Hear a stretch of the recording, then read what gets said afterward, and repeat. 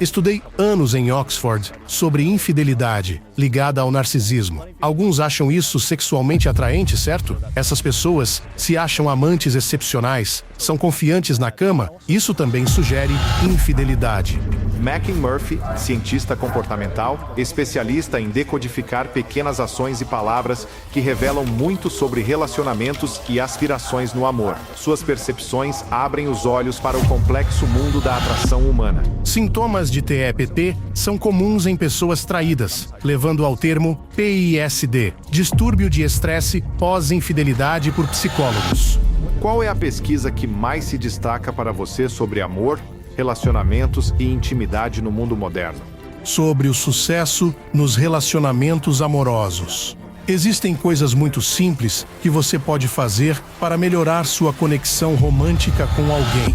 Quais seriam, na sua opinião, os 3 sinais evidentes de que um homem possa vir a trair a parceira? Eu nem sei se devo compartilhar isso, mas... Bem-vindos de volta à School of Greatness. Estou empolgado com o convidado, o inspirador McMurphy. Não sei, inspirador, mas obrigado. Estou muito empolgado porque, não vou dizer que te descobri, mas encontrei seu conteúdo antes de várias pessoas saberem sobre você. E ainda acho que muitas pessoas não te conhecem direito. Então, quero te apresentar. Pelo que vi online agora, McMurphy não é apenas um cientista comportamental. Ele é mestre em decodificar pequenas coisas que fazemos e dizemos, que revelam muito sobre nossos relacionamentos e o que realmente buscamos no amor e na vida. Seja você solteiro, esteja namorando ou apenas amando. Compreender mais sobre as pessoas ao seu redor, com as observações de Macken, vai revelar o complexo universo da atração humana. Agora, você é um cientista, um pesquisador, e estudou muitas coisas diferentes sobre teoria do acasalamento animal e história do acasalamento animal, mas também humano. Seu conteúdo no TikTok é como te encontrei e o que me fez realmente interessar pela profundidade da pesquisa que você mergulha e estuda sobre a ciência do amor e dos relacionamentos. Estávamos falando sobre isso antes, sobre algumas coisas-chave que as pessoas têm muito interesse hoje em dia. Infidelidade, traição. Por que as pessoas traem? Porque é importante para homens e mulheres tentarem se tornar mais bonitos. Ciúmes, insegurança. Todas essas diferentes coisas com as quais as pessoas estão lutando ou tentando entender sobre si mesmas e os outros. E estou ansioso para mergulhar nisso. A primeira coisa sobre a qual quero falar é infidelidade e traição. Claro. Por que você acha que as pessoas são trapaceiras ou trapaceiam em algum momento? Qual é a principal causa da traição que você observou? E os homens traem mais que as mulheres? Essa realmente é uma questão complicada.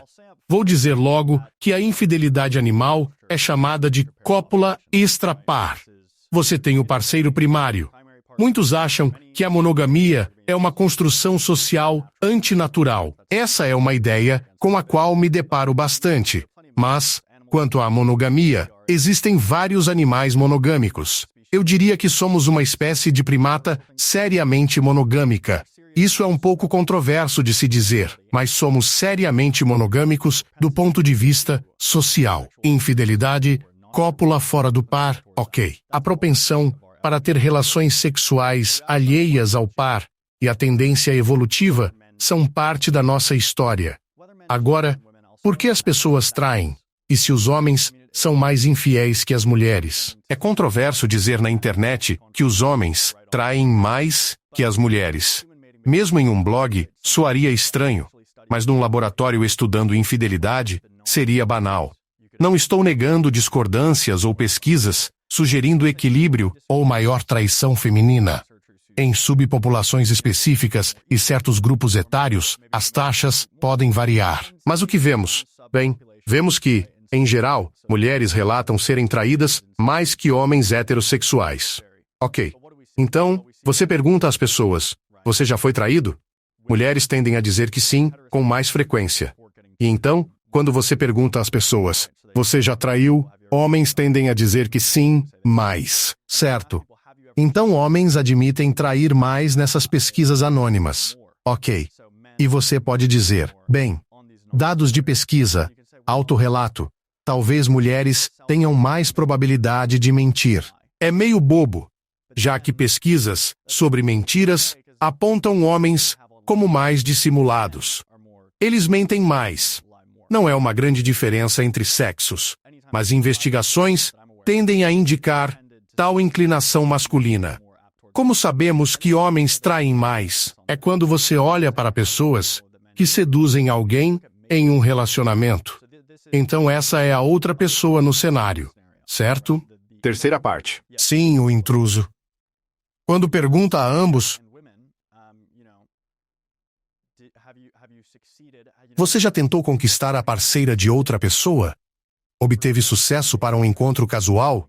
Existem dois tipos de infidelidade. Um é o tipo que discutimos, e o outro também configura infidelidade, porém inicia um novo relacionamento, pelo menos em amostras ocidentais. Mulheres que roubam parceiros geralmente têm mais sucesso, fato menos estudado. Juntas, então, mulheres que são solteiras e...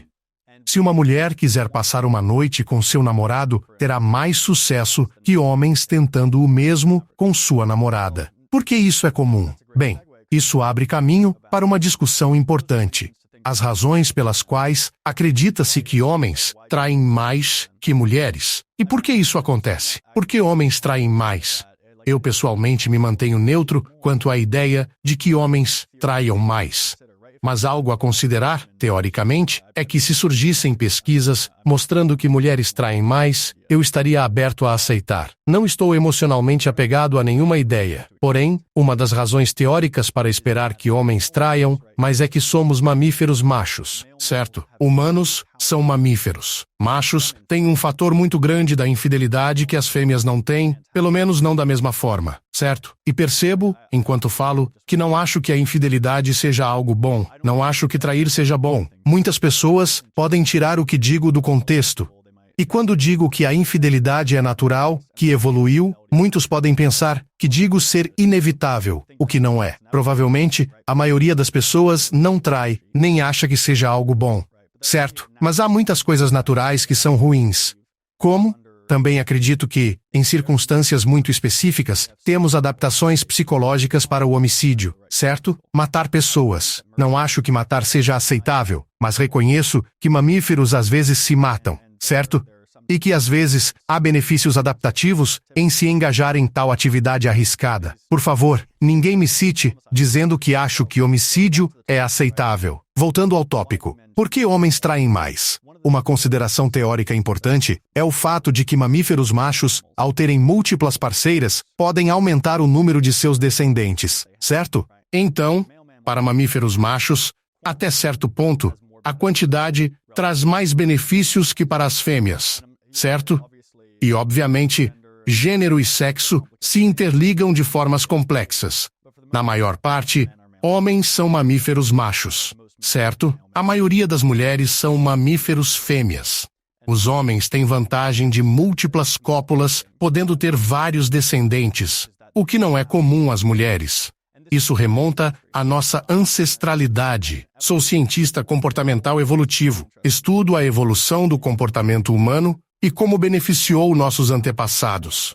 Claramente, na era contraceptiva, casos amorosos não geram mais descendentes. Porém, mamíferos machos podem ter várias parceiras grávidas simultaneamente, ao contrário das fêmeas, podendo assim aumentar sua prole. Isso não funciona em uma sociedade moderna. Não necessariamente. Às vezes, crianças nascem de relações extraconjugais. Sim, não vou nomear nenhuma. Não funciona, porém é socialmente aceitável. Não, certamente não tenho certeza. Isso não traz harmonia a um relacionamento quando ocorre. Eu não faria isso, e não estou dizendo ser bom. Contudo, a presença desse benefício talvez explique por que homens traem mais. Eles possuem vantagens que mulheres nem sempre têm. Existem, entretanto, outras razões. Não quero ser simplista. Muitos podem ouvir e considerar isso como correto. Por que os homens traem? Eles têm mais descendentes se comparados aos ancestrais masculinos fiéis. A infidelidade é um recurso versátil para um animal. Nos humanos é complicado, pois temos estruturas sociais complexas.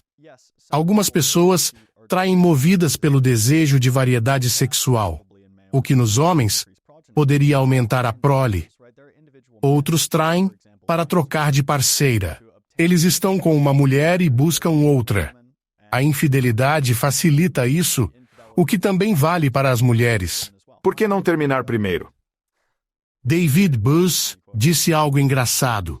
Por que pedir demissão antes de achar um novo emprego? E terminar um relacionamento sem ver as outras opções? Você tem alguma segurança, tem alguma familiaridade, tem renda, tem valor na troca? Substituir parceiros é uma razão pela qual mulheres e homens traem. Cientistas pensam que o principal motivo das traições femininas é este. O que as pesquisas dizem sobre esse motivo? Ok, é bem semelhante.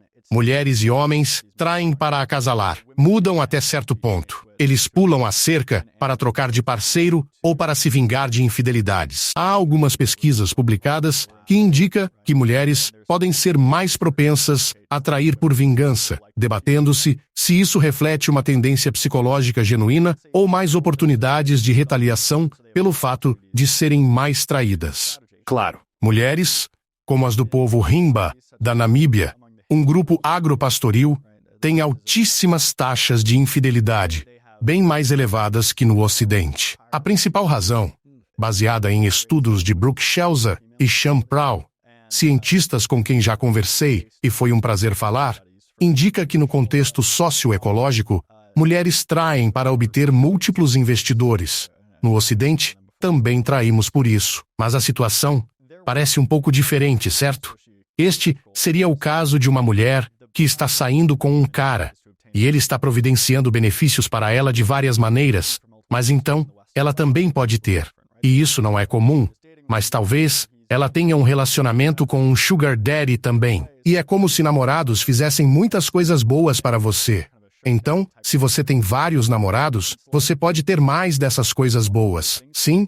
E isso parece ser uma motivação primária entre as Himba, onde há uma situação um tanto quanto escassa de recursos. Então, um dos benefícios que as mulheres obtêm por meio da infidelidade é que elas conseguem múltiplos parceiros que estão investindo recursos nelas. Mais recursos, segurança e oportunidades, mais tudo.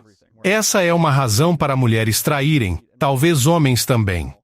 Não sei a frequência dessa estratégia no Ocidente, mas é relevante. Existem várias razões. Outra, que será a última que irei mencionar, a menos que queira mais, pois há muitas, é que mulheres podem buscar combinar os benefícios indiretos de um parceiro com os diretos de outro. Benefícios indiretos, chamados por alguns de conceituais ou genéticos, permitem que, vendo isso em outros animais, um macho mais saudável gere prole igualmente saudável. Assim, é possível criar filhos dissimuladamente com um parceiro que seja melhor investidor, mas isso não é particularmente comum em populações ocidentais. Não é particularmente comum que isso aconteça de fato. Não estou dizendo que isso não tenha uma influência profunda na nossa psicologia moderna, as raízes desse comportamento. Eu diria que até certo ponto tem. E há várias peças de evidência para isso. Mas em termos da execução real dessa estratégia, é de baixa frequência. Geralmente na internet, você ouve todas essas bobagens sobre as pessoas dizendo: "Oh, a taxa de paternidade extraconjugal, a taxa de você não é o pai é tipo 30%. E eu fico tipo, sério? Não, não é. E por favor, ninguém recorte isso. Eles dizem que é 30% porque vão a clínicas de paternidade onde homens que suspeitam estão procurando descobrir. Daquele grupo de pessoas. É como ir a uma oficina mecânica para verificar a taxa de acidentes de carros. Em estudos populacionais não viesados, a taxa parece ser de 3% no máximo, geralmente 2%, e cientistas de paternidade apontam que no Ocidente fica entre 1 a 2%, mas em alguns grupos, como os Himba, é muito mais alta, ok? Novamente, da Namíbia, é como se fosse meio a meio, mas não é uma situação que você não sabe. É uma estranha contextualização cultural. Vale a pena notar, não é verdade?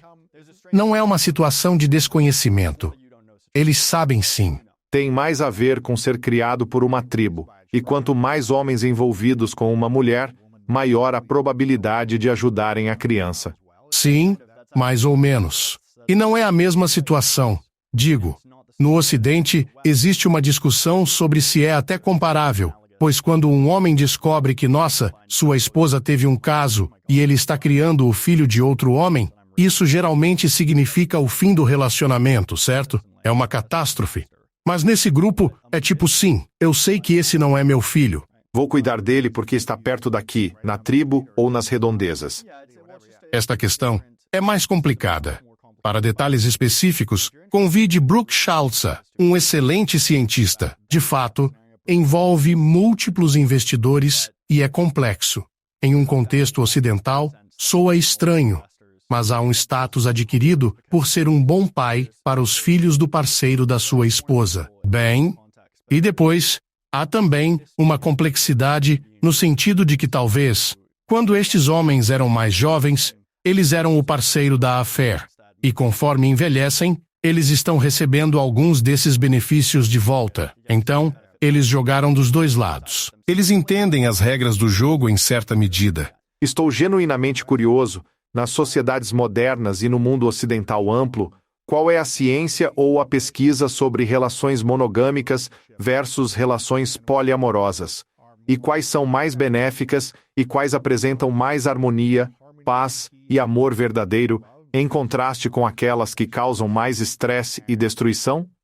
Existe alguma ciência substantiva que mostre que o poliamor é realmente saudável, cria harmonia e abundância ao ter múltiplos parceiros? Cada parceiro tendo múltiplos parceiros. Qual é a ciência exata disso realmente? Bem, como você sabe, estudei infidelidade por alguns anos em Oxford. Sou especialista em poliamor informal. Poderia dizer que tenho alguma experiência, mas o poliamor formal, que você descreve, é diferente. Tipo, ambos estão de acordo. Isso não é infidelidade, pois seguem as próprias regras do relacionamento. A pesquisa sobre poliamor versus monogamia que você encontrou, sendo ou não especialista? De uma perspectiva social, ao comparar grupos, nota-se que a monogamia proporciona grandes benefícios, como vantagens econômicas, estabilidade e redução da violência. Quero dizer, a monogamia é um jogo de mesa onde todos podem ter um lugar, pois é um emparelhamento um para um, certo? Se misturadas as coisas, corre-se o risco de homens solteiros serem excluídos do mercado de acasalamento. E esses homens, e não têm uma posição política sobre isso, muitos interpretam os fatos como uma defesa de uma posição. Eu só estou dizendo que é o caso de se você tem toneladas de homens solteiros em um ambiente que não tem perspectivas românticas. Eles não têm nada a perder, certo? Eles não têm tanto interesse na sociedade e também têm todo esse incentivo para competir, porque é como se, bem, eu já perdi o jogo mesmo. É meio que no boxe, vamos dizer. É como se você já estivesse perdendo de longe na pontuação. E agora, é tipo, bem, eu vou perder de qualquer maneira. Deixe-me apenas ter uma atitude desesperada, certo? Você se torna mais violento porque é como se pudesse correr esses riscos. E nós vemos isso nos jovens solteiros. Quero dizer, algumas pessoas chamam isso de síndrome do homem jovem no meu campo, sim? É como se causassem tantos problemas. Realmente, se não estão em um relacionamento monogâmico ou sério. Essa é definitivamente a teoria. Algumas obras de Joe Henrich são interessantes sobre isso. Acredito que ele até testemunhou em algum processo canadense.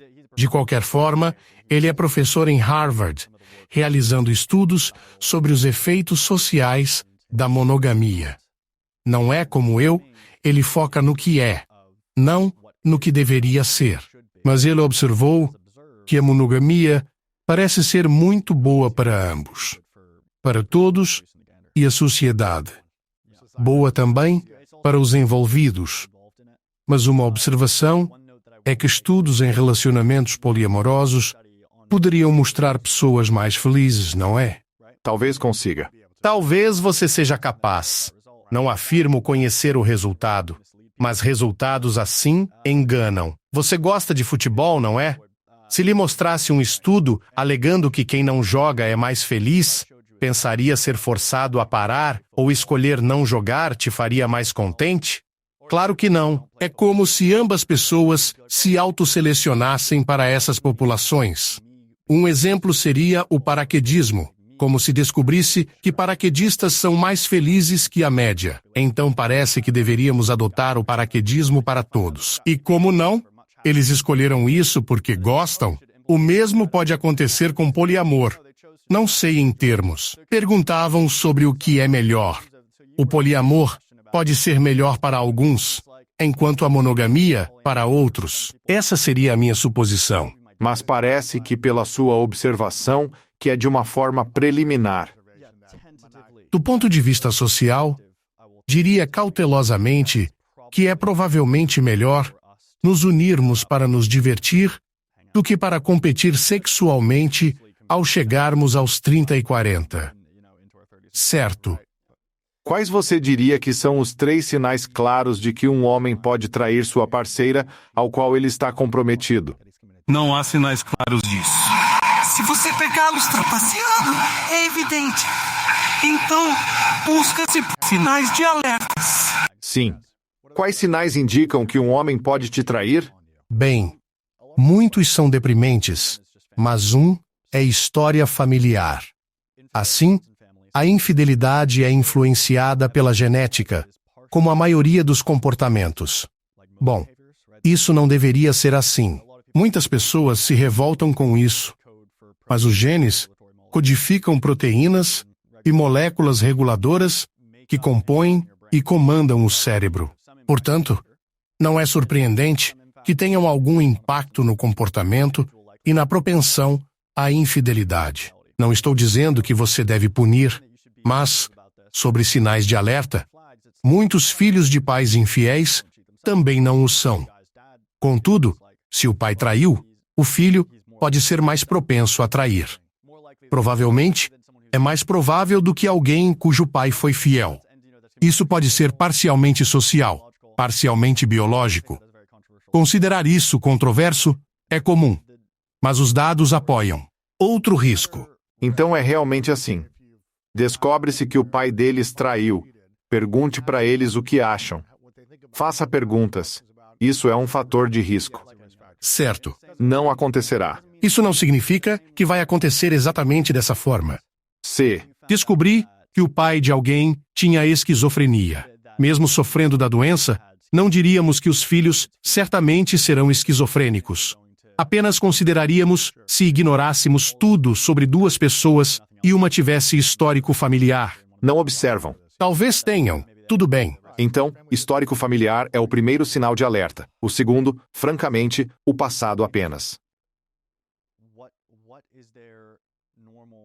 Quais as reais tendências sexuais deles? Existe o conceito de sociossexualidade em psicologia, que é a predisposição para relacionamentos casuais. Se alguém prefere sexo com desconhecidos e aventuras de uma noite, sem necessitar de amor para relações sexuais apaixonadas, essa pessoa é mais propensa à infidelidade do que outras. E você pode pensar, isso é um tanto peculiar, mas na verdade não é. Quando considera que a maioria das infidelidades envolve relacionamentos sem compromisso. Então, está perguntando, ei, gosta de outras formas de relacionamentos? E se gostam, eu diria que são mais propensos à infidelidade. E ambos os fatores que mencionei, estamos falando de homens, mas ambos se aplicam a todos.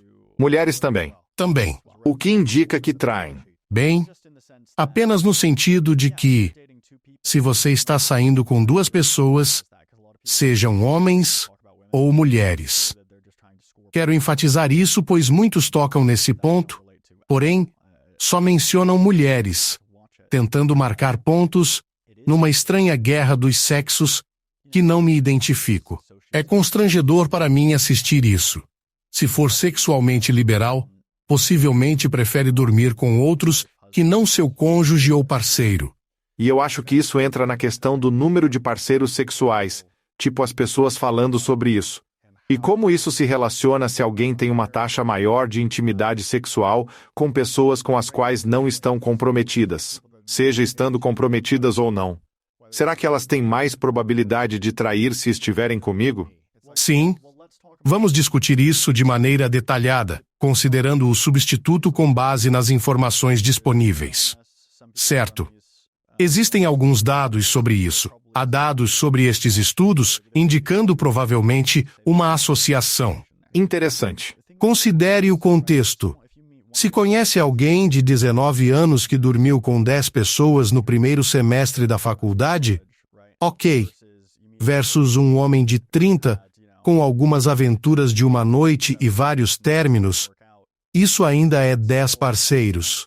Contexto. Essas são pessoas diferentes. Se está me perguntando, não creio que haja razão para preocupações com a fidelidade daquele homem, certo? Mas o jovem de 19 anos parece descontrolado. Pode ser equivocado, mas suspeito que o número de parceiros sexuais possa indicar infidelidade, correlacionando-se com a sociossexualidade. Se eu tivesse que adivinhar. E por que é mal visto quando mulheres, especialmente jovens, dormem com muitos homens, ao contrário dos homens que dormem com muitas mulheres? É uma pergunta interessante.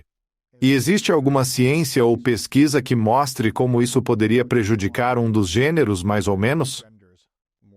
Bem, abordo isso porque muitos dizem: é só pensamento desejoso.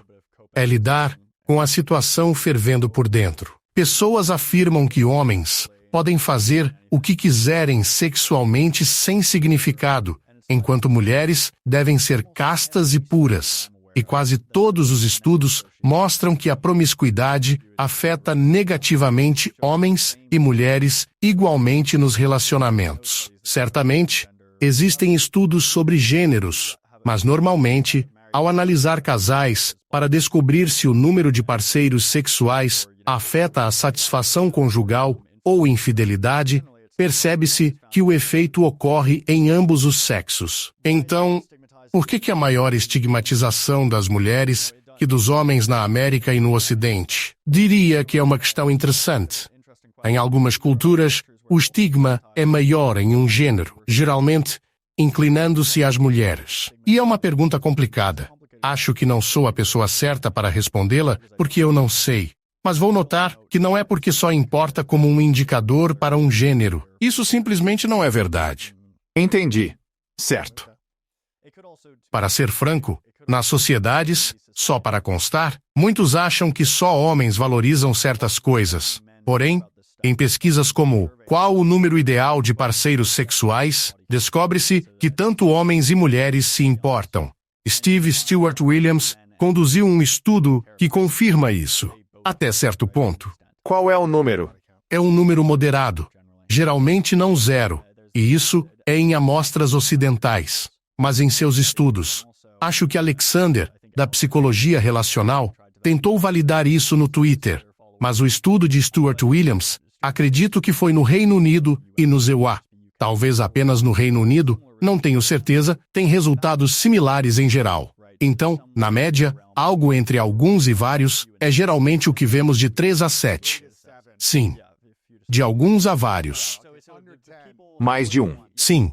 As pessoas discriminam. Não estou dizendo que não há quem idealize a virgindade e a valorize muito. Porém, em geral, a inexperiência intimida homens e mulheres, e também existe desconforto do que excesso de experiência. Mulheres discriminam mais a falta dela do que homens. E ambos discriminam bastante o excesso de experiência. Então, o gráfico, se eu fosse criar um gráfico, a propósito, eu não acho que alguém deveria contar o número de pessoas com quem dormiram, para que assim alcançassem o número ideal, ok? Isso pode ajudar as pessoas a mentir mais eficazmente sobre quantas pessoas elas dormiram. Mas se você fosse representar um número ideal em termos de interesse da pessoa média, pareceria algo como uma onda, certo? Onde começa como, não é um grande problema ser virgem, mas não é ideal. Depois, é como alguns. Agora estamos falando de uma função normal e saudável. Alguém que não é perdedor. Sim, e quem faz sexo. Certo. exatamente o que eu procuro. As pessoas não buscam alguém totalmente puritano, mas sim com pleno conhecimento sexual, como uma onda quebrando na praia após várias experiências. Realmente, pessoas desanimam com isso. Acredito ser interessante dizer que as mulheres se importam. Geralmente, onde se controla estritamente e se estigmatiza mais a sexualidade feminina do que a masculina, os homens detêm o poder. Se as mulheres dominassem, poderiam tornar-se controladoras e neuróticas quanto à sexualidade masculina. Interessante. Não tenho certeza se fariam isso. Não estou convencido. Não podemos testar em laboratório, pelo menos que eu saiba. Talvez um pesquisador inteligente ouça isso e pense: tenho uma ideia. Claro, as mulheres também se importam, em grau semelhante. Logo, o estigma talvez derive do poder. No entanto, cautelosamente direi que especialistas em castidade e pureza conseguem explicar por que são os homens que estigmatizam. Mas isso, evidentemente, seria baseado no conhecimento que podemos adquirir durante a vida. Quais são seus pensamentos sobre ciúmes? Você acha que ciúmes e insegurança são um sinal de que alguém te ama ou são características tóxicas e prejudiciais? Muitas pessoas fazem isso, mas não são estudos de laboratório. É viver a vida humana. Muitas pessoas parecem achar um certo ciúme atraente, né? Mas o ciúme também demonstra que alguém realmente se importa com o que você está fazendo. Eles realmente valorizavam você ou estavam inseguros? Considero o ciúme uma emoção humana evoluída naturalmente. Certo, é uma das muitas evidências de que somos, digamos, um macaco serialmente monogâmico. Pelo que sei, Helen Fisher elaborou um livro excelente sobre isso, e muitos acadêmicos concordam com essa visão. Sei que muitos discordam e pensam: vi você transando de madrugada no saguão. Há quem não concorde. Mas os humanos são psicologicamente adaptados a sentir ciúmes diante de ameaças à fidelidade do parceiro. Então, é como ver alguém atraente conversando com sua noiva. Isso pode ser protetor. Sim, você parece seguro, mas pode pensar que não é ideal. Certo? É o mesmo vale para ela. Você vai a um evento e várias garotas querem seu autógrafo ou algo assim. Ela também parece confiante, mas ela pode estar pensando internamente: esta não é a situação ideal. Certo. Essa é uma adaptação psicológica evolutiva no seu caso, proteger a paternidade e, no caso dela, proteger o investimento. Muitos não entendem a psicologia evolutiva por trás do ciúme masculino. Evidente se alguém estiver com sua namorada, podendo criar um filho que não é seu. Então essa é uma narrativa bastante clara. Sim, é como: não quero que isso ocorra. O ciúme é natural entre mulheres. Geralmente, não há chances dela engravidar. Então, não se preocupa tanto, certo? Mas o que preocupa é se estiver com outras, você assuma a paternidade dos filhos deles. Assim, sozinha com um bebê, sem apoio. Ambos os gêneros têm fortes motivos para o ciúme, enraizado na biologia evolutiva. Você sente ciúmes no relacionamento? Sim, mas eu diria isso, que a pesquisa realmente ajuda, porque é como? Não realmente. Eu teria te dado, quer dizer, você tem seus 26, 27 anos? Tenho 40, quase 41. Diria que em todos os relacionamentos dos 16 aos 35, sentia ciúmes. Vou superar. Isso se manifesta em diferentes níveis. Não estou dizendo que vai superar. Foi uma das experiências mais difíceis que superei. Agora falarei por experiência própria. Não sei se tem respaldo em dados, pesquisa ou ciência que viu. Mas o que eu sei é que ser ciumento era um sentimento terrível. Nunca me senti bem com isso. Nunca me senti empoderado e animado por isso. Isso causava mais estresse e ansiedade, e provavelmente me fez dizer coisas que eu não deveria ter dito nos meus relacionamentos, agir de certas maneiras que eu não deveria ter agido. Nada horrível, mas nada que me beneficiasse. Nunca houve qualquer benefício nos relacionamentos por eu ser ciumento. Agora, você pode dizer que ter um pouquinho de ciúme e perguntar: quem era aquele cara? Mostrando que você se importa, que eles estavam falando com outra pessoa, talvez haja algum benefício nisso. Mas como você disse, como alguém em uma luta de boxe que está em desvantagem e sabe que vai perder, isso se acumula e você começa a dar golpes desesperados. Isso não é uma imagem divertida em um relacionamento. Às vezes é difícil voltar atrás. Além disso, todos somos. Não sou uma pessoa extremamente ciumenta. Estou apenas admitindo que sinto ciúmes. Tenho essa emoção. Como todos, sinto até certo ponto. Certamente não tenho um ciúme mórbido ou algo assim, mas às vezes, o monstro do ciúme faz uma visita. Deixe-me terminar. Além disso, Então, o ciúme que eu sentia nunca trouxe nenhum benefício para o relacionamento. E só me fez sentir mais inseguro e ansioso. Houve uma época, quando eu tinha por volta de 34, 35, 36 anos, que percebi o ciúme começando a sair do meu corpo. Como se eu tivesse parado de sentir ciúme. Se essa pessoa fosse ficar com outra, algo se transformou dentro de mim. E eu estive em outro relacionamento depois disso, onde não tive ciúme algum que eu me lembre. Talvez tenha havido momentos, mas não se manifestaram em atos ciumentos. E eu lembro de pensar comigo mesmo, algo virou dentro de mim.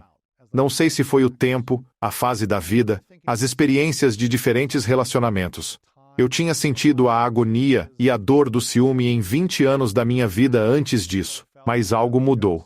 E eu simplesmente disse, se essa pessoa não quiser estar comigo, qual o sentido de eu estar com ciúme ou inseguro se ela vai seguir em frente e me deixar? Provavelmente vai ser doloroso no momento, mas vai me beneficiar a longo prazo. Então, cheguei a um ponto no meu relacionamento com a Marta. Agora, quando comecei a namorá-la, ela é uma celebridade muito famosa em seu país e fez 40 filmes. horrível. Não olho para isso. Brincadeira. Tenho certeza de que havia homens ricos, sexys, charmosos, donos de grandes empresas, celebridades procurando por ela antes de mim, e alguns ainda a procuram. Agora, ela não se envolve mais. Porém, se não quisesse estar comigo, seria o melhor presente, pois preferiria que seguisse em frente mais rápido a ficar comigo, para depois me trair ou terminar. Então penso que, se deseja estar comigo, é porque está comprometida com nossa visão de relacionamento e o que podemos construir. Isso não significa que posso ser descuidado, deixar de me importar, investir em comunicação e amor, de incentivar e nutrir sua vida. Então, estou constantemente me desenvolvendo como homem e ser humano para construir confiança, para ser fiel à minha palavra, para agregar valor à sociedade, para ser desejável para mim mesmo, mas também para ela. E se isso não for suficiente para ela, então não deveríamos estar juntos. E, portanto, a questão do ciúme simplesmente não agrega valor ao relacionamento. Pela minha experiência, eu concordo plenamente. É sábio. Não estou dizendo que deve terminar agora mesmo. Isso não é algo com que eu luto. Não é uma parte enorme da minha vida, mas eu estava apenas. Reconhece que tem. Eu sinto emoção, como muitas pessoas. Não incluo ciúmes brincalhão, do tipo, quem era aquele cara? Nenhuma piada assim. Não. Interessante.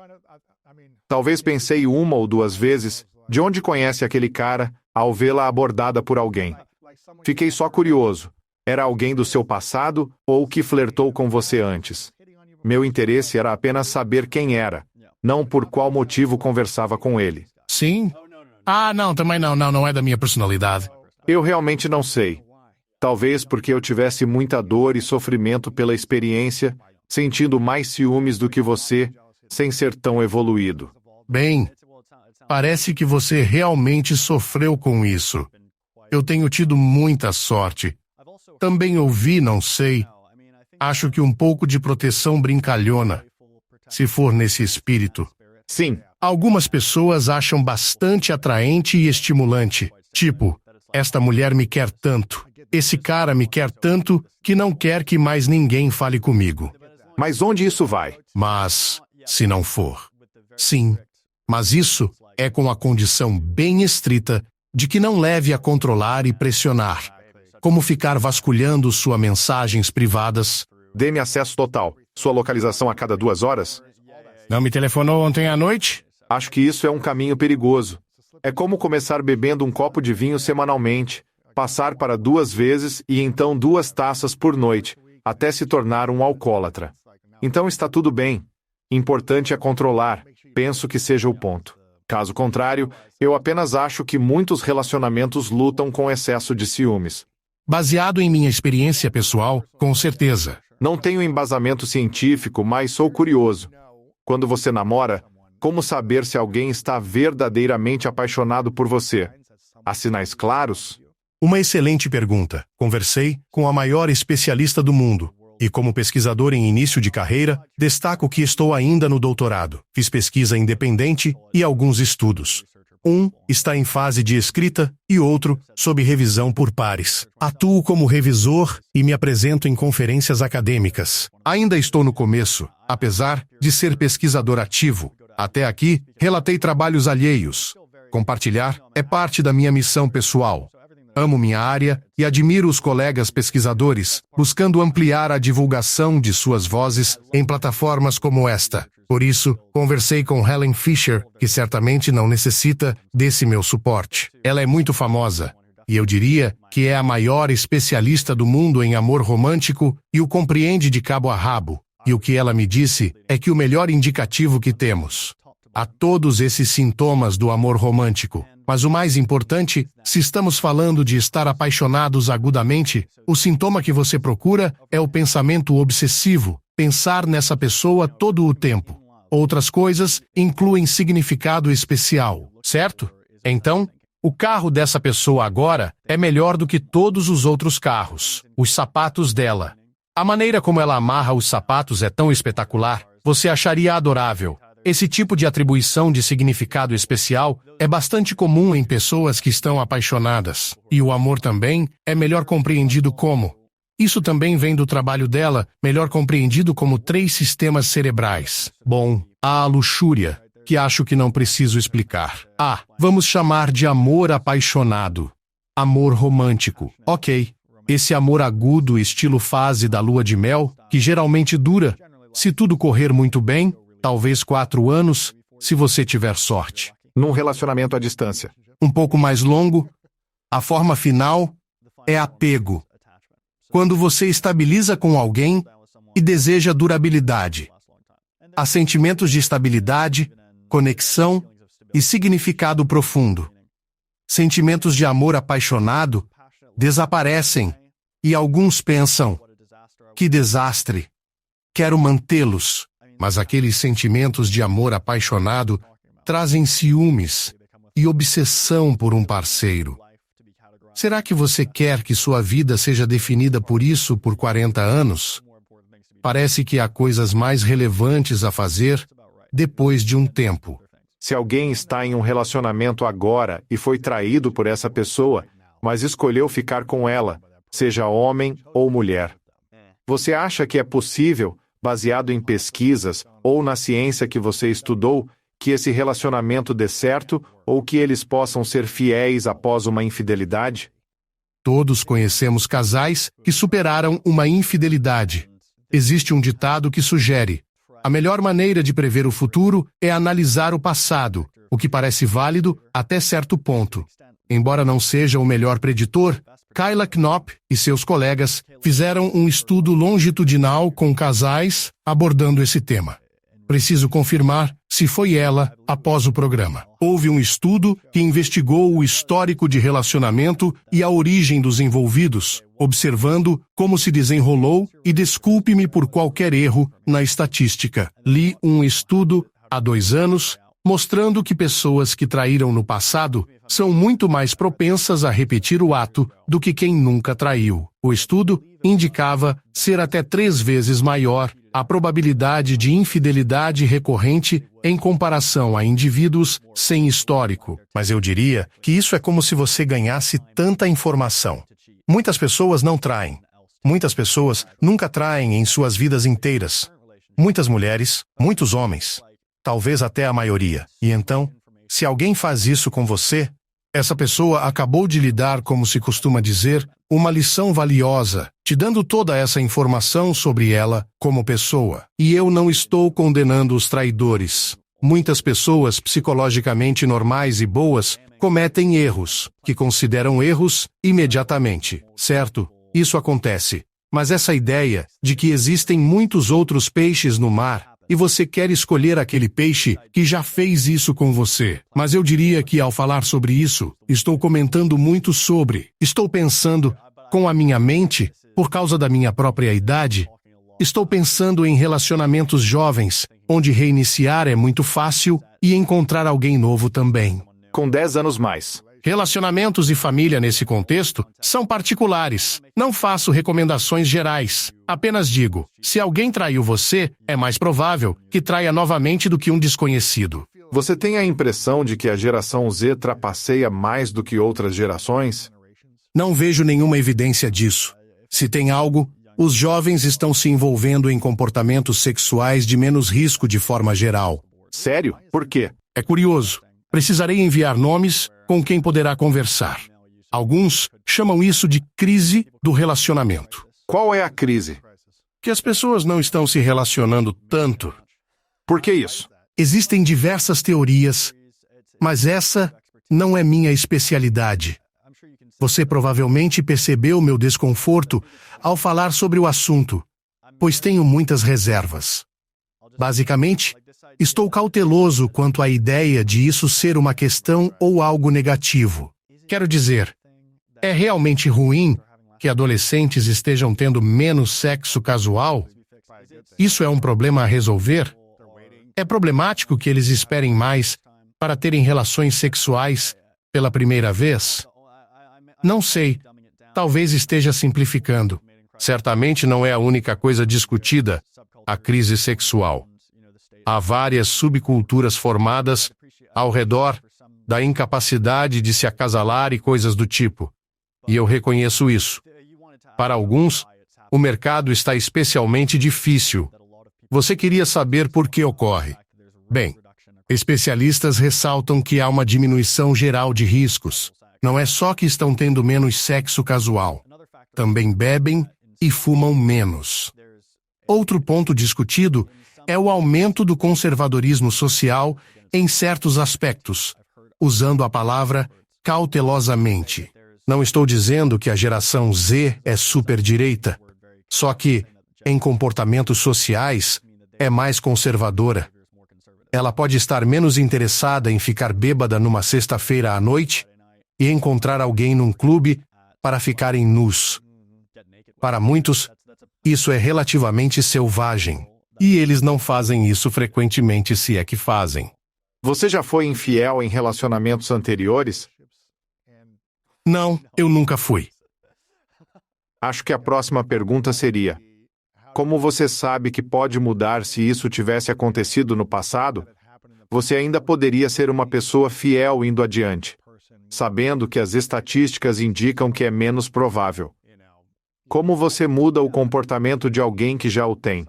Um conselho animador do estudo de Kayla Knop é que muitas pessoas que traíram em seu relacionamento anterior não o fizeram depois. Não é um desastre, nem se aplica o ditado uma vez traidor, sempre traidor. Esse é um bom ditado, provavelmente verdadeiro em muitos casos, mas não em todos. Interessante. Você está perguntando algo que parece bastante espiritual e profundo. Como eu, lidando com o concreto, poderia mudar? Não tenho experiência pessoal, nem conheço dados sobre ajudar terapeuticamente quem passa por isso. Embora não seja patológico, animais também se envolvem. Animais de espécies socialmente monogâmicas também têm altas taxas de cópulas extraconjugais. Eles também têm relações fora de seus pares. Ok.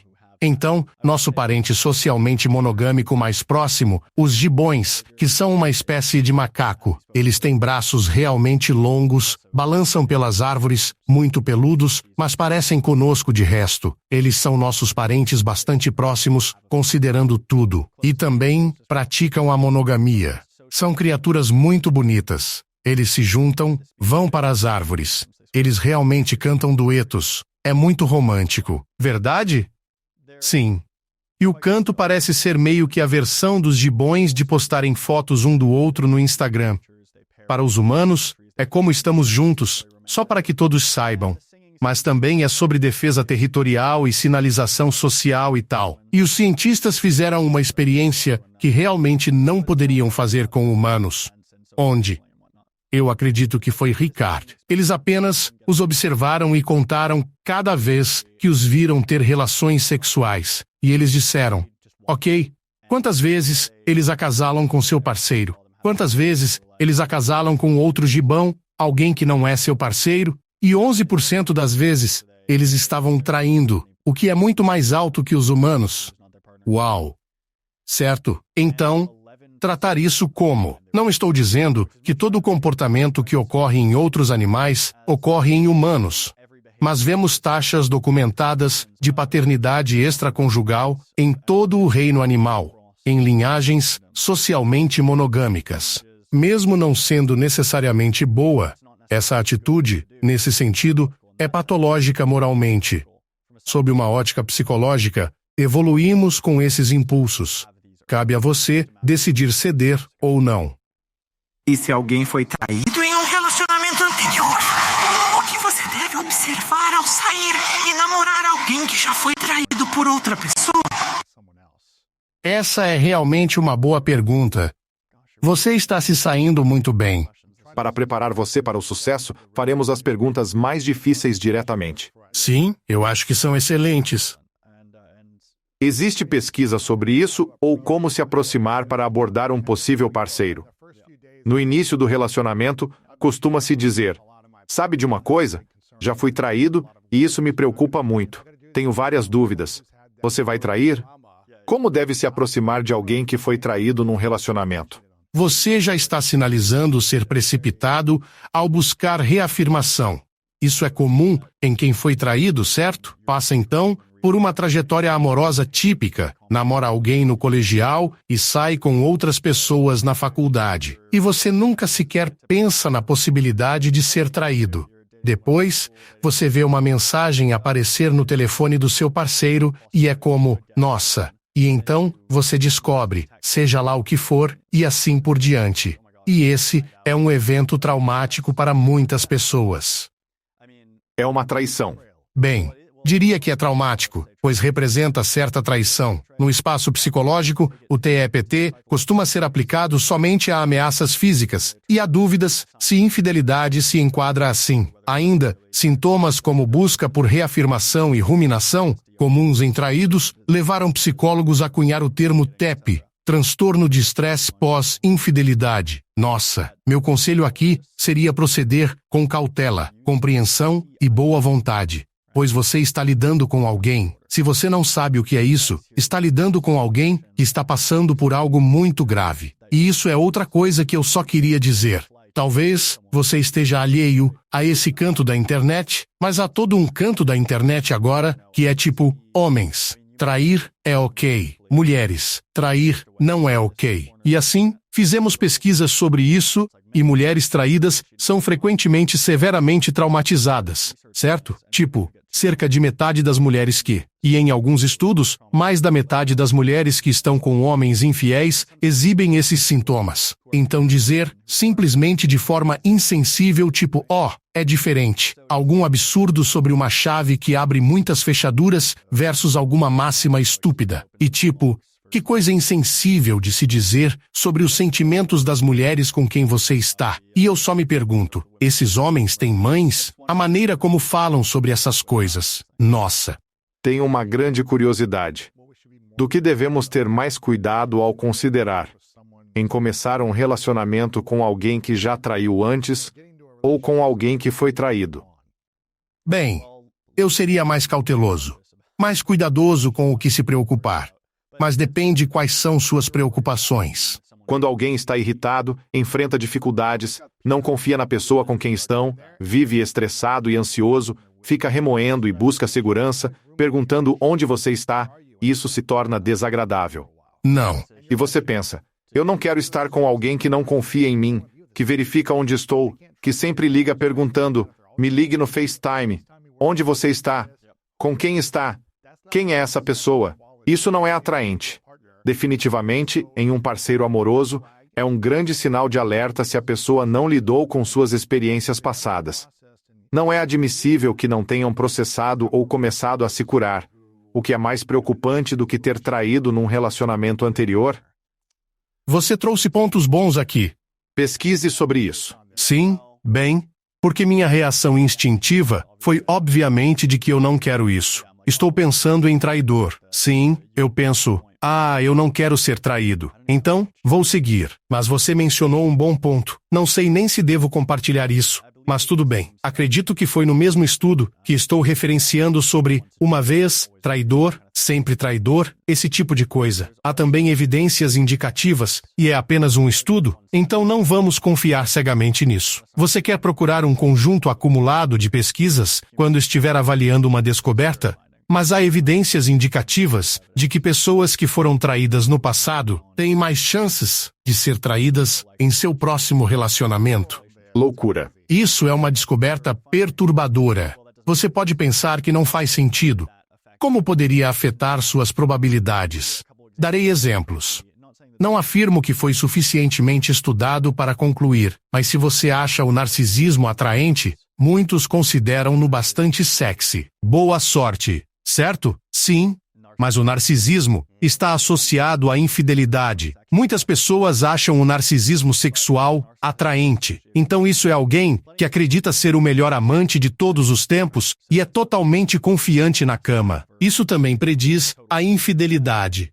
E então, você é atraído por uma característica que prevê sua seleção de parceiro, e os tipos de parceiros pelos quais você é atraído. Acontece de você ser amaldiçoado por estar atraído por covariantes da infidelidade. Má escolha. Você tem dificuldade para escolher. Outra coisa, você valoriza a atração física. Saiba que pessoas visualmente atrativas têm mais pretendentes, opções e tendem a ser menos satisfeitas em relacionamentos. Se você prioriza sair com a garota mais gata possível, talvez seja atraído por não considerar qualidades mais profundas. Não querendo culpar a vítima, a escolha pode ser a questão. Detesto dizer, mas pode ser o que você fala. Conheço um caso engraçado em que conheço uma mulher que, acusada falsamente várias vezes pelo namorado, acabou fazendo o que ele dizia. Apenas isso. Não adianta me autoafirmar. Serei o vilão, independente de minhas ações. Qual o sentido de ser bom? Não digo que isso causa aquilo, mas algumas pessoas creem. Se foram traídas antes, presumem que serão novamente e desacreditam na mudança. É como se houvesse várias maneiras de ser verdade. Acabamos de falar sobre isso. Isso é tão fascinante. Eu realmente penso sobre quando escolhemos a partir de uma ferida emocional. Você está falando que você é atraído pelo narcisismo. Talvez houvesse algo em um dos seus pais que tinha essa característica e era atraente para você, ou simplesmente era algo não atrativo, mas você está tentando consertar esse pai ou mãe, ou seja lá o que for. Mas quando somos atraídos com base em uma ferida psicológica, geralmente isso acaba trazendo mais desafios e problemas que precisamos superar naquela relação porque estamos tentando consertar alguém. Somos atraídos por eles e então queremos mudá-los, ao invés de ser atraído e dizer, aceito você como você é. Obviamente vamos crescer e evoluir, mas aceito a personalidade, os valores, as qualidades que você tem. E eu acho que se não curamos algo dentro de nós, vamos continuar atraindo essa coisa que nos estimula quimicamente, sexualmente, e nos faz sentir algo, mas também vamos ter medo disso, ou vamos precisar de segurança em algo. Então, somos atraídos. Mas você não vai me machucar, não é? Ao contrário de, eu vejo você como a pessoa completa que você é. Eu fiz todas as perguntas. Estou permitindo que minha intuição também tenha espaço e estar tipo, ele está sendo honesto, e ela está cumprindo o que está dizendo, e existe congruência? Aí você consegue escolher com base na pessoa completa versus, estou apenas sentindo essa química pelo que vejo ou pelo que me atrai. O que você acha disso? Acho que você se expressou bem e não tenho o que acrescentar. Além disso, no meu caso, o narcisismo é peculiar, pois há motivos plausíveis para ele. Ele consistentemente exerce um pequeno efeito na previsão da atratividade. Sério? Isso significa se alguém é extremamente arrogante versus alguém que é moderadamente arrogante ou inseguro. A arrogante tem geralmente uma pequena vantagem competitiva em um encontro rápido. Mais opções. Eu acho que é mais atraente. E você pode falar sobre por que isso acontece. E uma das razões é simplesmente que quem não quer estar perto de alguém confiante, né? e também te dá essa aparência de ser capaz de cuidar de si mesmo e dos outros. Sendo honesto, é como. Não estou dizendo que prefiro, não é isso. Mas eu entendo que um traço que, de certa forma, é negativo, o narcisismo, e muitas vezes é muito negativo, para ser franco.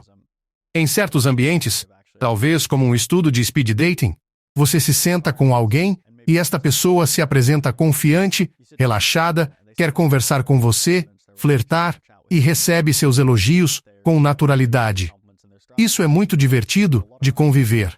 E então, pode não ser que essa pessoa esteja ferida escolhendo narcisistas sexuais, digamos. Mas ela não passou. Não passou tempo suficiente. Conheça bem alguém antes de julgar. Sim, esse podcast foca em ajudar as pessoas a agregar valor às suas vidas e ser sua melhor versão. Embora eu não seja de dar conselhos, direi, se você é frequentemente traído, considere não ser sua culpa, mas o que pode mudar no comportamento para evitar essa repetição. Creio que devemos reconsiderar a escolha dos parceiros. Vivo sendo traído? Com quem me relaciono? Estou saindo só com narcisistas atraentes. Só saio com pessoas festeiras, sócios sexualmente desinibidas. Talvez eu precise escolher alguém mais estável, confiável, sem aquela autoconfiança atraente e clima de festa, mas talvez mais confiável e com outras qualidades diferentes. Isso é escolher e talvez haja, naturalmente, comportamentos humanos de retenção do parceiro. Pode ser parcialmente uma questão de habilidade. É como se você estivesse criando uma atmosfera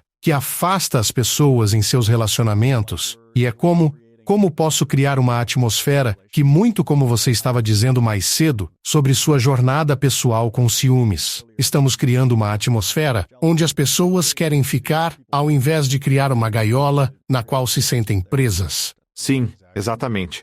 De toda a pesquisa que você fez. Novamente, você está no início da sua carreira, mas já realizou muitas pesquisas e estudos, e mergulhou nos estudos de... Isso é bem preciso. Sim. Realizei 2 estudos e não sou conhecido por eles. Como eu dizia, é como se, em conferências acadêmicas, ninguém quisesse debater sobre meu trabalho, mas sobre TikTok. Claro. Mas você pesquisou e estudou o trabalho alheio. Sim, claro que passei anos e anos lendo. Qual é a pesquisa que mais se destaca para você sobre amor, relacionamentos e intimidade no mundo moderno? E qual é a pesquisa onde, você sabe, os dados provam algo em que você ainda precisa trabalhar pessoalmente? Sabe de uma coisa? Acho que posso dar uma resposta mesclada. Isso vem parcialmente do que Helen Fisher disse, certo? Que mencionamos antes. Seria bom lhe dar créditos, mas também as outras áreas do conhecimento. Pesquisas mostram como alcançar o êxito em relacionamentos amorosos. Para fortalecer o vínculo romântico, é simples. Tenha mais sexo, elogie, flerte e pratique toques não provocativos. Por exemplo, aconchegar-se é benéfico, assim como gestos de carinho espontâneos, como um beijo inesperado na cozinha. Essas coisas parecem realmente aumentar a satisfação de todos, tanto a sua quanto a deles. Ser generoso, romanticamente, mesmo num relacionamento duradouro. E é interessante quão eficaz é essa abordagem subjetiva. Se você está num vínculo longo, apenas pense em dar um pouco mais. Pode ser como: eu vou dar um elogio a essa pessoa agora, sem nenhum motivo, e observar como muda seu relacionamento. Você se sente melhor, eles sentem isso. Você conheceu o Tim? Obviamente, isso faz parte do que estamos fazendo no Couple, onde estamos realmente tentando. Então, o Couple é nosso aplicativo que temos onde você e seu parceiro o baixam. E o que estamos tentando fazer é integrar um pouco da ciência do que torna um relacionamento bem-sucedido nele, de modo que os conselhos que estamos dando e as atividades que estamos fornecendo sejam aquelas que podem levar ativamente a bons resultados entre casais. Agora, em termos das coisas em que eu preciso trabalhar, essa é uma pergunta bem pessoal, mas eu vou responder. Mais pessoal. Subestimei a importância da atração física no amor romântico. Em um relacionamento, não dá para relaxar e negligenciar a aparência, esperando que o parceiro fique por só pela personalidade. Esse pode ser o mundo em que queremos estar. Mas um componente enorme de estar em um relacionamento e estar presente para a pessoa é fazer isso, certo? É autocuidado. Autocuidado é fundamental. Não apenas espiritualmente. As pessoas em relacionamentos costumam se descuidar, porém, manter a aparência é importante. Quão importante é a atração física em um relacionamento de longo prazo? Bem, em relacionamentos breves, a atração é fundamental. É provavelmente a coisa mais importante. Num estudo de speed dating, apesar de querermos alguém honesto, generoso e gentil, isso importa muito. Inteligente. Sim, inteligente. Já falamos sobre isso antes do programa. Mas em estudos comportamentais, a atratividade física é realmente importante, sendo o principal fator num modelo de encontro rápido. Então, você faz com que pessoas no mundo real se encontrem com 60 segundos. Sim, Você vai se perguntar se está fisicamente atraído por essa pessoa. mas também é engraçado, porque vemos isso em estudos mais curtos. Atratividade física afeta a percepção que as pessoas têm da sua personalidade. Essa é uma descoberta psicológica. Chamam isso de efeito halo. Isso é quase uma caricatura, porém é vastamente verdadeiro. Qual foto é mais atraente? Esse homem ou essa mulher? E qual das biografias vinculadas tem a melhor personalidade? Também o homem. Certo.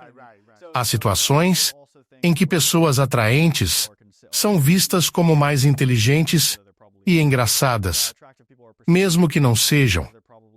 Elas obtêm benefícios na carreira e, principalmente, na conquista amorosa. Ser atraente não se resume a atrair parceiros, mas é uma vantagem significativa.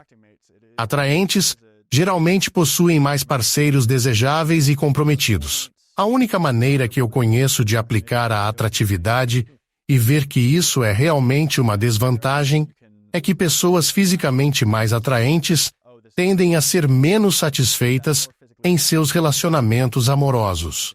Por que isso? Bem, depende do estudo. Não é um resultado sempre consistente, mas algumas evidências sugerem que indivíduos mais atraentes são menos satisfeitos. Além disso, ao se perceberem atraentes, tendem a demonstrar maior interesse por pessoas diversas. Continuam procurando a melhor opção. É mais difícil estar satisfeito com sua escolha de refeição diante de muitas opções, certo? Se você é muito atraente, tem mais escolhas. Outras pessoas disseram que é difícil se estabelecer quando todos parecem interessados em você. Contudo, isso pode não ser considerado ciência consolidada. Mais estudos podem ser realizados e qualquer afirmação deste podcast pode ser desmentida no futuro. Contudo, baseando-me nas evidências atuais, pessoas atraentes parecem ter mais dificuldade para se estabelecer. A parte disso, é só vitória. Mais pessoas se interessarão por você. Essas pessoas estarão mais interessadas em você e também o tratarão melhor. Elas serão, menos propensas a atrair você, mais interessadas em dar presentes a você.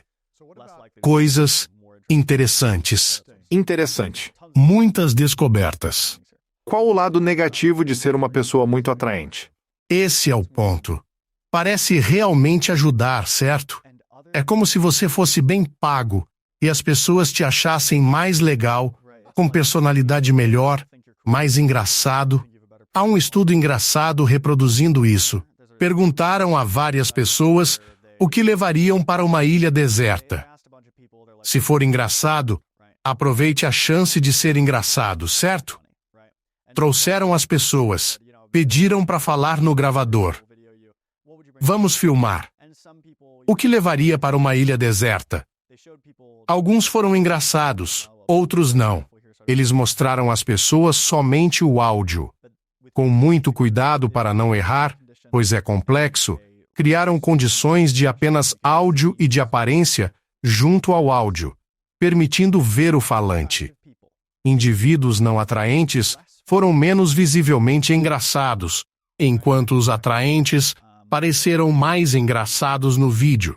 Quais são os prós e contras para uma mulher ou um homem namorar alguém acima ou abaixo do seu nível? Onde eles acreditam que estão, no sentido de liderança? Os benefícios de namorar alguém acima do seu nível são evidentes, correto? Geralmente preferimos pessoas bonitas, engraçadas, inteligentes, divertidas, com dinheiro para gastar conosco, não é? Não há nada de errado nisso. Os benefícios de namorar alguém mais bonito, engraçado, rico, inteligente e com melhor saúde são evidentes. Entendo por que você quer isso, e todos os ouvintes provavelmente também. Mas os custos são sutis ou traiçoeiros, não imediatamente aparentes e podem perseguir ao longo do relacionamento. Então, essa beleza pode ser importante de início, mas talvez não seja tão relevante para você após 12 meses, quando os primeiros sentimentos intensos de paixão esfriarem um pouco. Você está num bar e precisa lidar com mulheres se aproximando dele. Isso pode estressar, certo? Talvez não tenha superado o ciúme, ou eles têm olho gordo, pois já estiveram com alguém melhor e sabem que podem conseguir mais, estando sempre diante de novas oportunidades. Diria que os benefícios de namorar alguém acima de seu nível são claros, e por isso as pessoas buscam isso. Mas o custo é manter essa pessoa, visto que quem pode fazer melhor, geralmente faz. E você realmente pode culpá-las?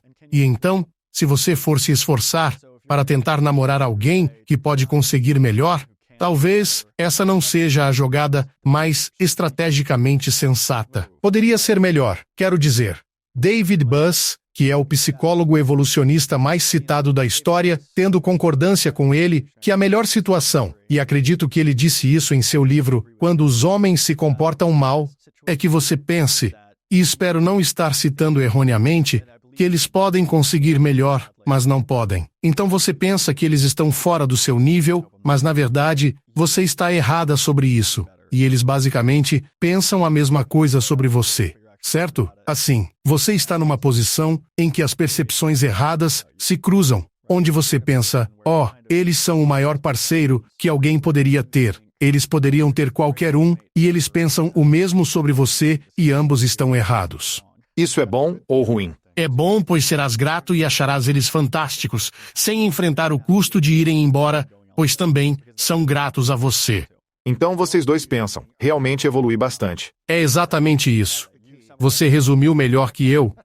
Parece que tirei a sorte grande, vendo através do quarto, da mesa, de mãos dadas durante a caminhada, e pensando, caramba, sou sortudo.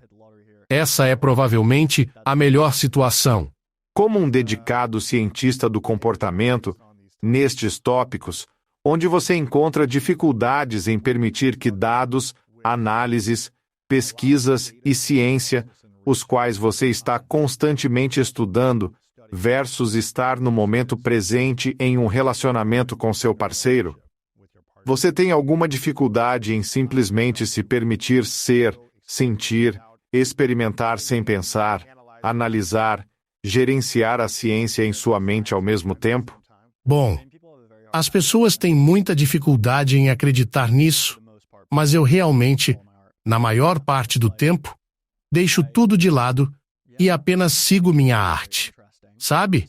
Acho que essas coisas são muito interessantes e algumas são úteis. Mas na maioria das vezes, sou um homem com emoções reais, e essas emoções direcionam o meu comportamento, e eu as sigo bastante consistentemente. Não sou o tipo de pessoa que fica, deixe-me calcular, com base nos meus dados, o que eu deveria fazer aqui, certo?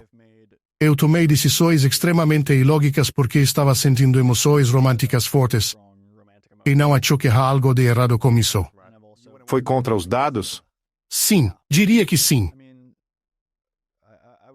E deu certo. E eu também penso que isso seria... Eu diria que essas coisas são muito divertidas de se pensar, e algumas são realmente úteis.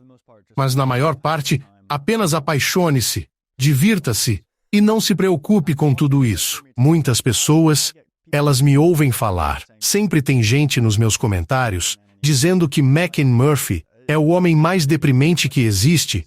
Tipo, você sabe, isso é genuinamente. É como se as pessoas dissessem coisas muito negativas, na perspectiva de tipo, eu não consigo parar de assistir isso, mas está me deixando muito deprimido. Então, eu gosto de explicar as coisas, ok? E eu gosto de entendê-las. Mas isso não... Então, quando estou comendo uma maçã, estou comendo a maçã e não estou pensando, oh, as sensações da minha boca são boas, porque meus antepassados se beneficiaram dos açúcares das frutas de tal forma que aqueles que gostavam se reproduziam mais do que os que não gostavam. Isso seria uma loucura para se pensar.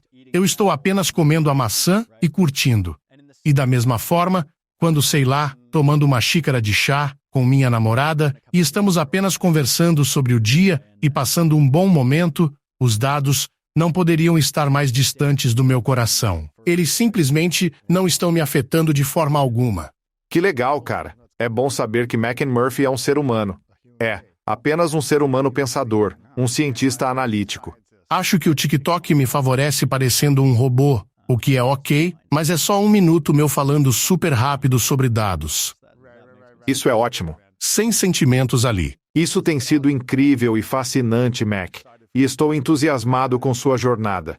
Sei que agora você começa a sua própria pesquisa e estudo científico. Mas o conteúdo divulgado inspira muitas pessoas, mesmo dizendo que deprime elas. Não sei se está deprimindo as pessoas. Só sei que há um grupo. Parece ser principalmente mulheres, minha audiência. Também há homens que assistem e jovens com dificuldades no mercado de relacionamentos que encaram meus dados como evidência de suas adversidades. Não creio que seja verdade. Se um homem pouco atraente vê meu rosto no feed dizendo que os atraentes têm mais e melhores parceiras e mais comprometimento, é deprimente, eu entendo. Bem, você tem o aplicativo Copley, que ajuda casais. Não é para quem busca um relacionamento, mas para aqueles que querem aprimorar suas relações, pessoas que já estão se relacionando para manter e melhorar.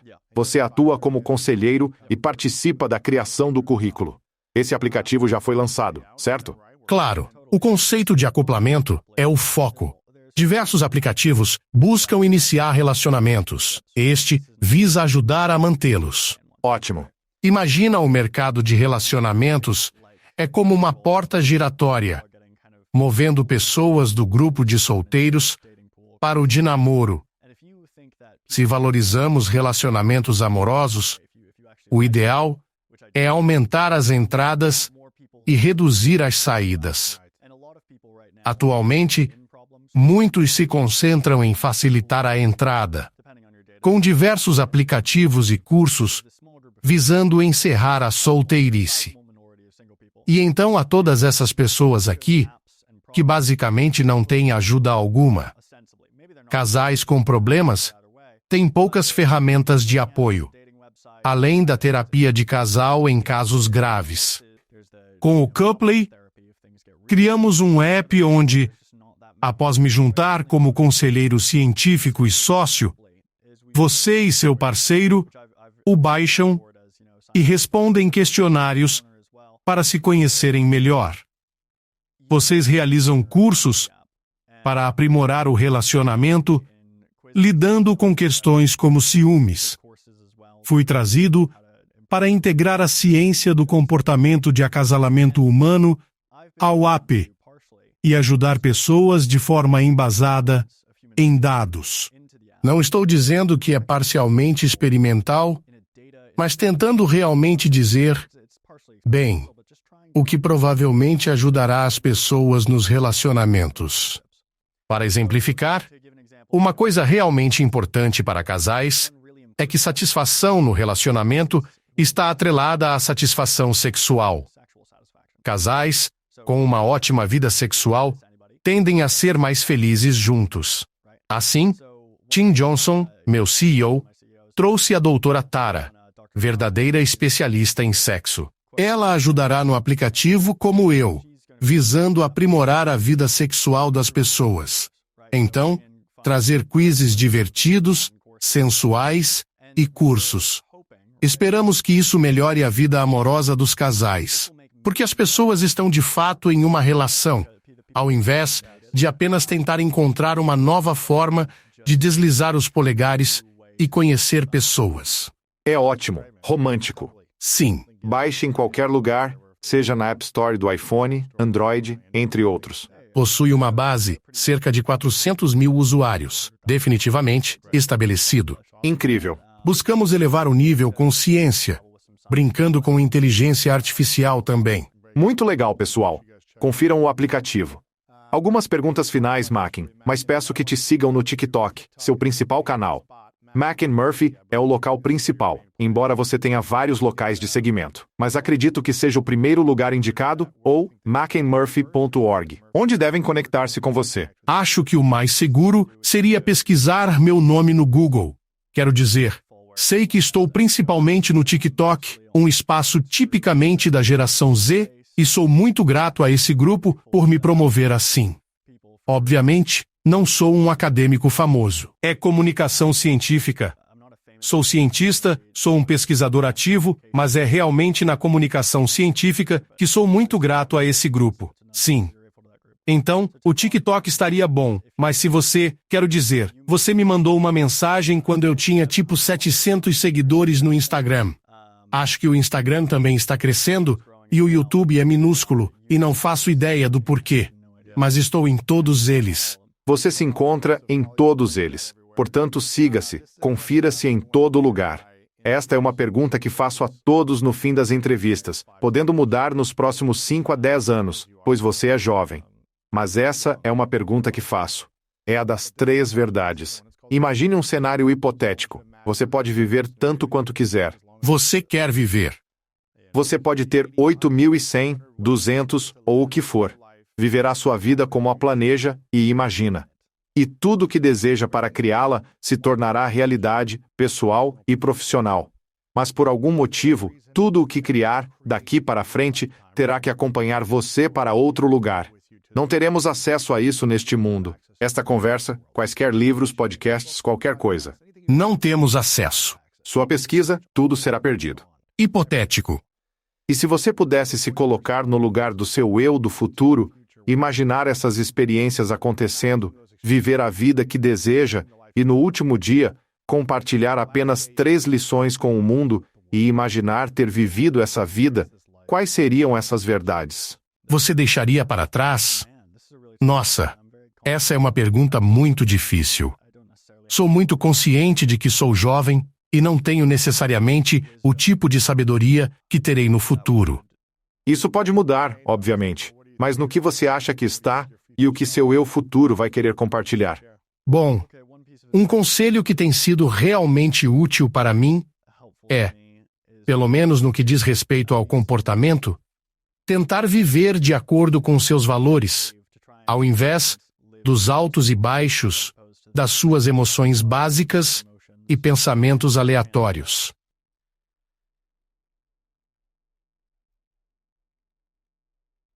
Eu diria isso, e isso não é original, não me lembro de quem é, mas também teve grande influência em mim. Vou ficar pensando nisso depois. Mas alguém disse em um livro que eu estava lendo, disseram para pensar mais em cultivar as virtudes que serão lembradas depois da sua morte, em vez das virtudes do seu currículo. E isso teve uma profunda influência em mim. Então, pensar mais em termos do que as pessoas vão dizer quando eu não estiver mais aqui, versus o que posso dizer em uma entrevista de emprego. E acho que para manter apropriado ao tópico que estávamos discutindo hoje, diria que a pessoa que você escolhe, a maioria das pessoas em um contexto ocidental. Sei que tem uma audiência global, mas diria que a maioria da sua audiência é provavelmente ocidental. A grande maioria de nós vai, como você fez recentemente, escolher alguém, entrar em um relacionamento amoroso muito sério e tentar ficar com essa pessoa para sempre. Certo. Diria que essa escolha Não sou o primeiro a dizer isso, é provavelmente a mais importante que você faz. E como você interage com essa pessoa, isso é provavelmente o relacionamento mais importante que você terá. Com certeza, é o relacionamento. Quero dizer, a maioria de nós, nossos pais, vão falecer mais ou menos na metade da vida, e nossos filhos vão crescer, sair de casa, etc. E é como a pessoa que provavelmente estará com você durante todo esse tempo é o seu parceiro romântico. Então, cuidado com essa escola, e então realmente pense nisso como uma habilidade em que você quer ser excelente em manter. E digo todos esses conselhos com a ressalva de que sou um recém-nascido e não faço ideia do que estou falando. Representa sabedoria. Nada disso vem de mim. Estou apenas tentando citar outras pessoas. Adorei você, Mac. Não apenas como pesquisador acadêmico e cientista, mas por difundir conhecimento ao público em geral. Por pessoas na ciência que realizam um excelente trabalho, mas preferem não se expor. Não julgo se é bom ou ruim, mas você relata pesquisas úteis e benéficas para as vidas e relacionamentos das pessoas, melhorando-os com base científica e apoiando outros. Então, eu realmente quero reconhecer e elogiar você por começar essa corajosa jornada. Isso requer muita coragem, especialmente vindo diretamente da academia. Eu sei que muitíssimos acadêmicos, além de não quererem, se esquivam de estar nas mídias sociais. Então, estou tão feliz que você esteja fazendo isso e eu sinceramente te encorajo a continuar fazendo mais. Muitos parabéns por tudo, meu cara. Obrigado. Pergunta final. Qual é a sua definição de grandeza nesta fase da sua vida? Eu realmente admiro pessoas que têm verdadeiro sucesso em casa, no sentido de que eu realmente admiro pessoas que têm uma vida familiar muito bem organizada. Para mim, status e dinheiro são coisas muito chamativas e incríveis, divertidas de perseguir. Mas em termos do que eu realmente admiro, é isso. Eu amo e respeito muito quando alguém tem tudo e mordem dentro de sua própria casa. Aí está Mackin. Obrigado. Valeu, cara. As mulheres se exercitam da mesma forma o mês inteiro. Mulheres comem da mesma forma o mês inteiro. Mulheres não pensam tipo, a progesterona está chegando. Talvez eu precise desacelerar um pouco minha vida agora. Nós não falamos assim até este momento.